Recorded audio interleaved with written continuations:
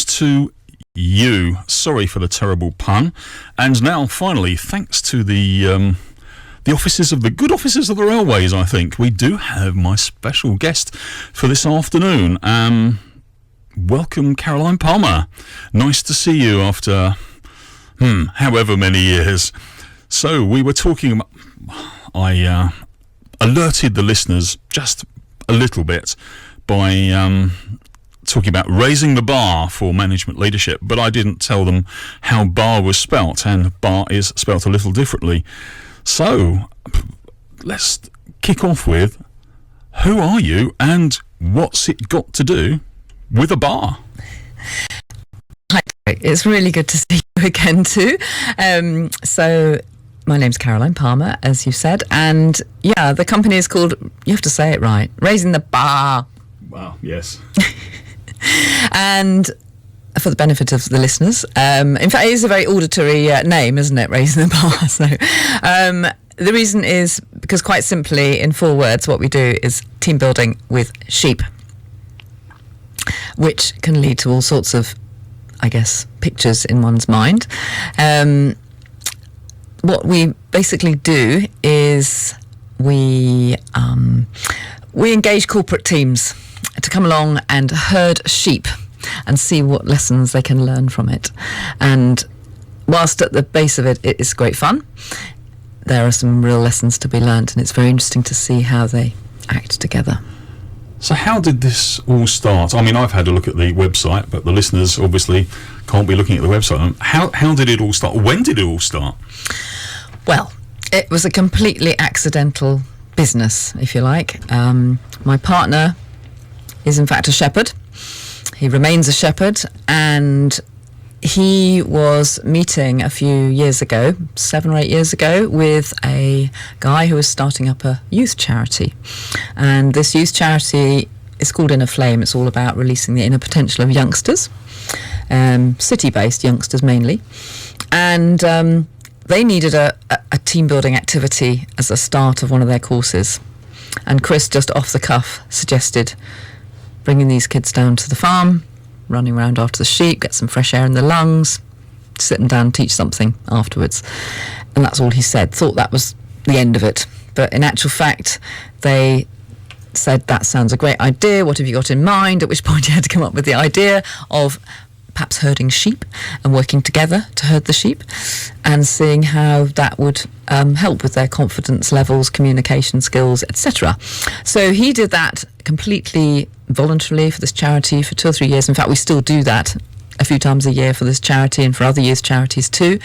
And then a few years down the line, 5 years ago now, a few businesses got to hear about us and said, can we do this with adults? And we thought, why not? And that's how it started. Interesting. So for how many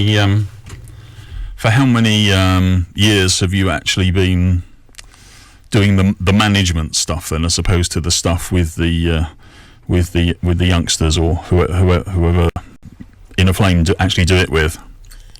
5 years now. 5 years. So how many people have been trained over that time? That's a really good question. I've never added them up, but I guess 5 years, oh, blimey, that's a really good question. Hundreds, I would say, hundreds and hundreds, because our main client are corporate teams, so they're large companies. Am I allowed to mention any? Maybe not. You probably can. I mean, for example, household names. Companies such as, exactly, yeah. Such as IKEA, Nationwide, NFU Mutual, Sainsbury's, Waitrose, big name companies, and of course they in turn have a lot of departments within them. So, yeah, and we have we take on sort of 10 to 30 people at a time. So are these companies that they are, I suppose, they're companies that people you might think of as having, shall we say, some green credentials? Are those the sort of people that come to you, or is it absolutely anybody? I wouldn't say green credentials is necessarily that's not a reason for them coming to us. but we ourselves are pretty sustainable, and we like to, we tick various boxes according to sustainability and eco-ness, if you like. But the main reason, by far and away, of people coming to do what we do is all to do with change. Change has gone on in some way in their company. It might be a restructure, might be moving offices, it might be a new team structure, it might be a takeover, new staff in the team. There's some sort of change to the dynamic of the team, and because of the fact that the sheep are very unpredictable in the way that they behave, and people don't know how they're going to behave, because by and large nobody's done this before within the team, it becomes a bit of a level playing field, and therefore people find that they have to react to the behaviour of the sheep. They have to tune into their communication pattern, their behaviour pattern. I do like the idea of tuning into a sheep. Does it have a little knob on the top of its head, perhaps? I don't know how you do that. But I have in my mind, if you're in the business of, I suppose, management education, then you probably come across the good old Tuckman-Jensen curve, the forming, storming, norming, performing. I have this vision of, because of chaotic sheep, you're virtually always forming. And I would imagine that, I mean, the curve basically says you go through this process, and if you make any change at all, you go straight back to the beginning. And I can imagine, whilst herding sheep, you're going back to the beginning an awful lot. It always starts with chaos. You're absolutely right. In a nice way, it's good.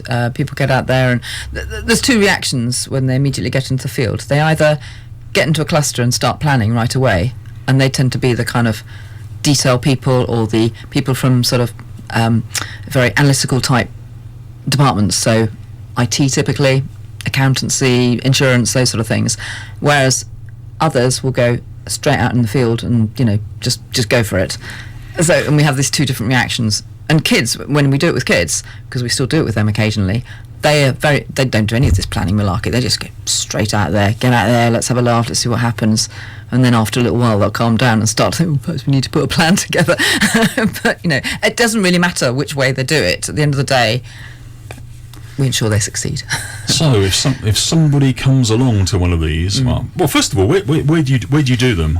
In terms of where geographically, we do it all over the country. We're based south, down in Wiltshire, but the reason I'm in Yorkshire today is because I'm having meetings with companies up here who are interested in doing it. We've got venues that we can do it up here, but we're looking to expand even more up here through training organisations, so another reason for being here. Indeed. So if somebody comes along, or even wants to hire you to do one of these things, what would people expect? It all gets booked, the day gets put in the diary, and these however many dozen, 20 people, however many, descend on a field somewhere. What does the day look like? How cold and muddy do they get? Well, if it's a day like today, they probably would have got quite cold this morning, but they would have warmed up by now because the sun's come out.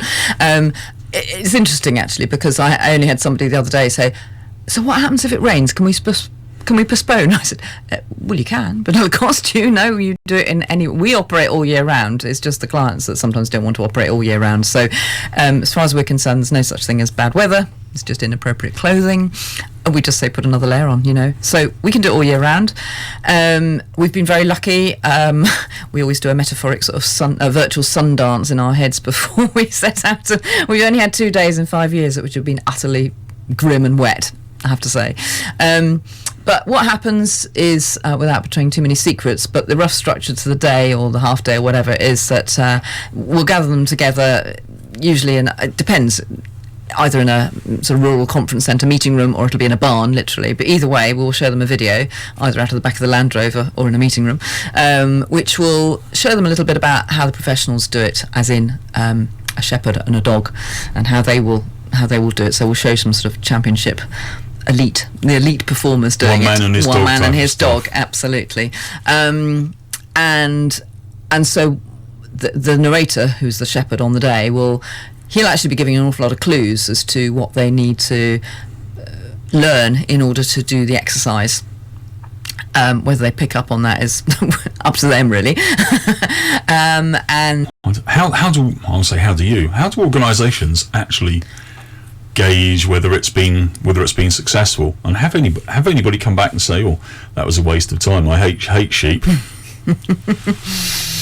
We've never had anybody say it's complete and utter waste of time, thankfully, and we do have some independent research that is done to give us feedback. You could have a barbecue, fine. Couldn't you? Let's face it, you've got the raw material there. You just have to get sheep to do firewalking. But yes, some people just want it for away days or whatever. Absolutely. So they're not really looking to measure it other than the fact, well, did we have a good time? Great, tick that box. But 70-80% of what we do is they want return on investment, as in they want some lessons learned, and they want to know that they're going to be applied back in sort of pain, if you like, beforehand, and how is it a few weeks afterwards. We will follow it up with things like workshops or whatever, so it's not just the active. They don't just come along, do the herding, that's it. We film it, we edit the film, we can use that as a catalyst in the workshop afterwards. So depends what their reason is. I mean, an example, just literally last week, spoke to a company who came out to do this in October time, and I knew they were looking at it from a sort of leadership perspective, and it just turns out that one of the guys, they said, "Oh, you remember so-and-so, he's now been promoted," and in fact, interesting that we would not necessarily have promoted him, but because we saw how he acted in the field, it brought out a load of traits that we didn't really see in the workplace, and that's lovely to hear, because they saw something in him that they didn't normally see in the workplace, because it sort of gave him confidence, so he got promoted. So that was a part of the whole process. That was great. So that was a reward for them. So how long, in terms of time, would it take for an organisation to actually start reaping the benefits, as opposed to just saying, "Well, somebody's come back with muddy Wellingtons"? You know, the actual behavioural benefits, shall we say?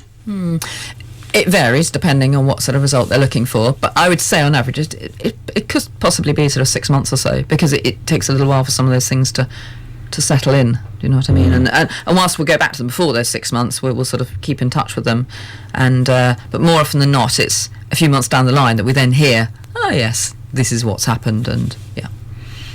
So has anybody, I'm just thinking, because people are talking about, you were just saying that somebody hadn't noticed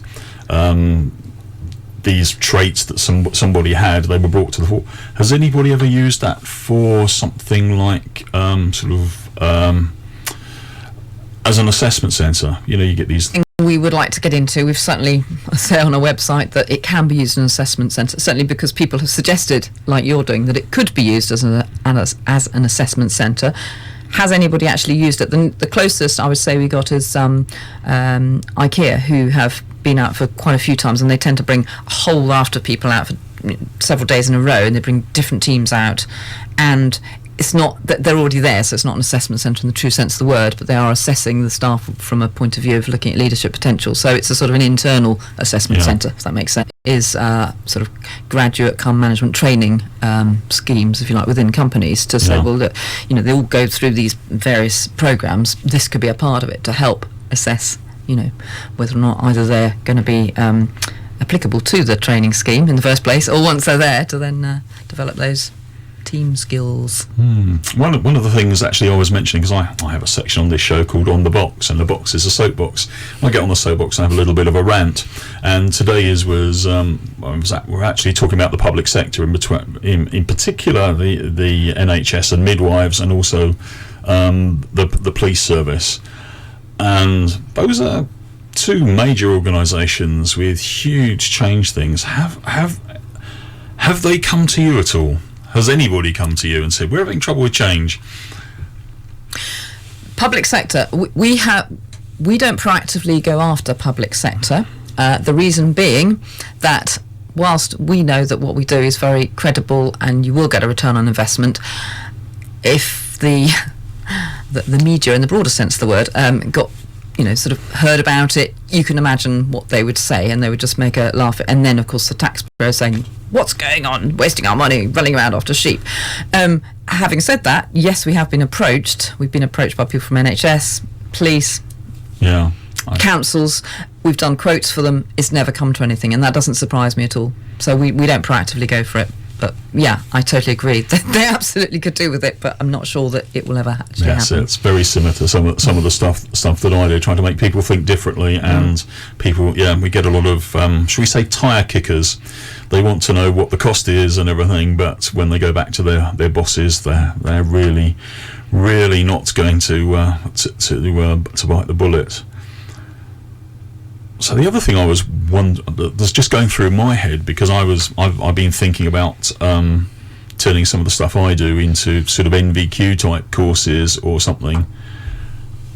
Have you actually thought about, or have you actually got any sort of, I guess, formal qualifications? Not formal qualifications in shepherding, but if somebody comes to one of your courses and can they actually say, I've done a course which is equivalent to an NVQ level something in team leadership, for instance? Strangely, we are literally just talking to one or two training organisations about that, because it has been suggested to us.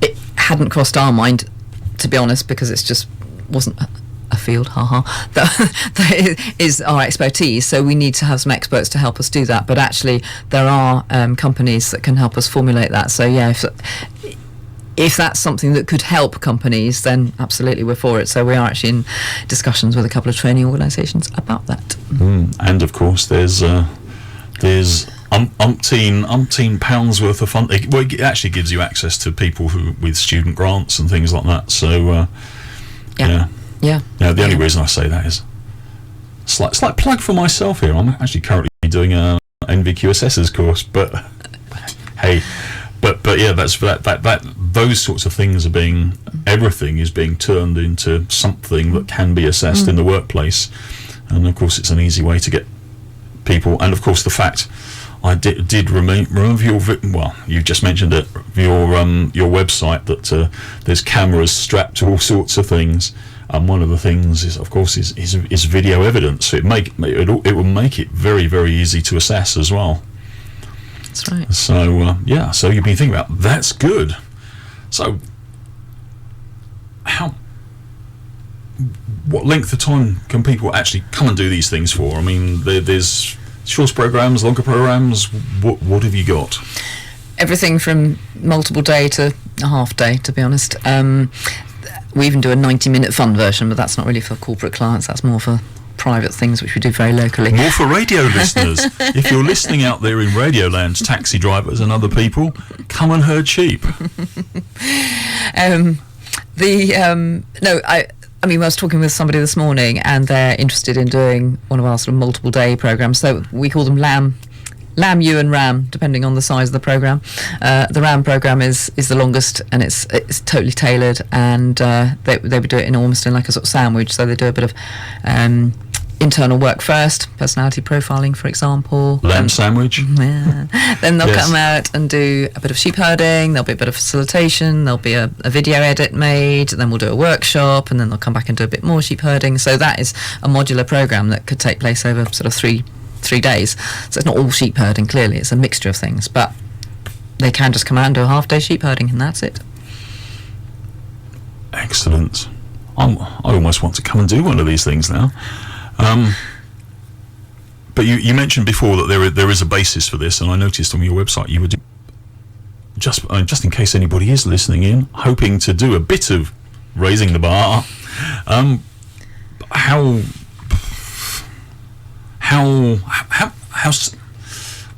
serious? How kosher is it? How it's not just fun. So, from the psychological point of view, in fact, if you've got 30 seconds, because we'll be shortly finishing. But what the psychological input is that's all. Psychologists like to talk about validation and all that sort of stuff. So presumably that's all happened. Again, that would be. I wouldn't ever say that the half-day program would get deeply psychological about things. But if somebody does the RAM program, then that actually would bring him in. We'll bring the experts in. Would. Absolutely. Right, and very, very quickly, if somebody wants to get in touch with you, if they want to, if they want to take this on themselves, work with you or whatever, then who should they phone? Where should they look? Okay, so it's raisingthebar, spelt BAA.com, That's the website, and you can find us on all the social media platforms as well in that name. More than welcome to speak to me, Caroline. The numbers. Right. Actually, I think we've just run out of time, but raisingthebar.com.